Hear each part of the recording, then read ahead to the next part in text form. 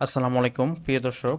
আজকে আপনাদেরকে দেখাবো যে কিভাবে আপনারা আপনাদের জিমেইল যে অ্যাকাউন্টটি আছে সেই অ্যাকাউন্টের ড্রাইভে কিভাবে আপনাদের বিভিন্ন ধরনের ছবি, তারপরে ভিডিও এবং আদার্স কোনো কিছু রাখবেন একদম নিরাপদে। যদি মেমোরি অনেক সময় দেখা যায় যে ডিলিট হয়ে যায়, তো এটি কিন্তু কখনোই ডিলিট হবে না। আপনাদের মেমোরি অনেক সময় ফরম্যাট চায়, অনেক ধরনের হারিয়ে যায় মোবাইল, তো মোবাইল হারিয়ে যাক বা মেমোরি নষ্ট হোক বা যে কোনো কিছু হোক না কেন, আপনারা এই গুগল যে ড্রাইভ আছে এই গুগল ড্রাইভে যদি রাখেন তো আজীবনের জন্য থেকে যাবে। যদি শুধু জিমেইলটা আপনারা মনে রাখেন, কখনোই গুগল ড্রাইভ আপনাদের যাবতীয় যা কিছু রাখবেন তা নষ্ট হবে না বা ডিলিট হবে না যতক্ষণ না পর্যন্ত আপনারা ডিলিট করবেন। তো সেটি আপনাদেরকে দেখাবো যে কিভাবে আপনারা গুগল ড্রাইভে কোনো কিছু রাখবেন। তো আপনাদের জিমেইল লগ ইন করবেন। লগ ইন করার পরবর্তীতে আপনারা এই যে এখানে যাবেন গুগল অ্যাপসে যাওয়ার পরে এই যে ড্রাইভ লেখা দেখতে পাচ্ছেন, এখানে ক্লিক করবেন। অথবা যদি আপনাদের মোবাইল থেকে থাকে তাহলে ক্রোম ব্রাউজারে যাবেন না, আর যাদের ল্যাপটপ আছে তারা এখানে ক্রোম ব্রাউজারে যাবেন এবং যাওয়ার পরে যে কোনো একটা ব্রাউজারে যাবেন। যাওয়ার পরে অবশ্যই জিমেইলটা লগ ইন করবেন। লগ ইন করার পরবর্তীতে এই যে ড্রাইভ আছে এই ড্রাইভে আপনারা ক্লিক করবেন। আর যাদের মোবাইল আছে তাদের অবশ্যই এরকম ড্রাইভ ফাইল আছে একটা আলাদা।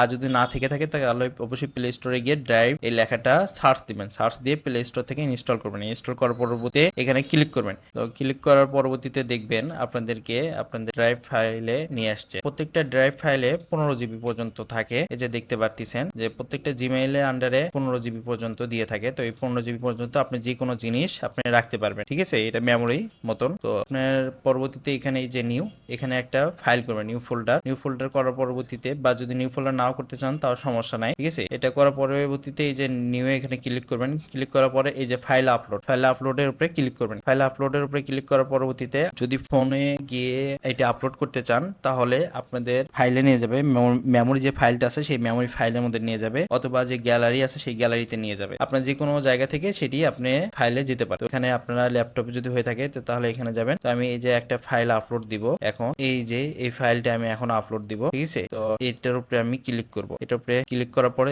এই যে ওপেন লেখা আছে এটার উপরে ক্লিক করব। এই যে দেখেন, ঠিক আপনারা এইভাবে কাজ করবেন, একদম আপলোড হয়ে যাবে। এই যে দেখেন আমার এটা কিন্তু এখন আপলোড হচ্ছে, ঠিক আছে? এই যে আপলোড হচ্ছে। তো পরবর্তীতে যদি কেউ আবার ক্যান্সেল করতে চান তাহলে এই যে ক্যান্সেল করতে পারেন। আবার যদি কেউ ডিলিটও করতে চান সেটাও করতে পারেন, ঠিক আছে? প্রিয় দর্শক, এই যে দেখুন আমার ফাইলটি কিন্তু সেভ হয়ে গেছে। তো এই যে এটার উপরে ক্লিক দিবেন। ক্লিক দেওয়ার পরে আপনারা যদি পরবর্তীতে ডাউনলোড করতে চান এই ফাইলটি, তাহলে এই যে ডাউনলোডে এখানে ক্লিক করবেন, তাহলে আপনার ফাইলটি এটি ডাউনলোড হয়ে যাবে। আর যদি ডিলিট করতে চান এই যে এটাতে উপরে ক্লিক করবেন, 30 দিন পর আপনার এটা ডিলিট অটোমেটিক হয়ে যাবে, ঠিক আছে? তো এই ছিল ভিডিও কিভাবে গুগল ড্রাইভে আপনার গুরুত্বপূর্ণ তথ্য কিভাবে তো যে কোনো ধরনের মতামত অবশ্যই কমেন্ট বক্সে জানাবেন। আর ভিডিওটি ভালো লাগলে লাইক, কমেন্ট এবং শেয়ার দিবেন। তো প্রিয় দর্শক, আজকে এই পর্যন্ত। সবাই ভালো থাকবেন, সুস্থ থাকবেন। আল্লাহ হাফেজ।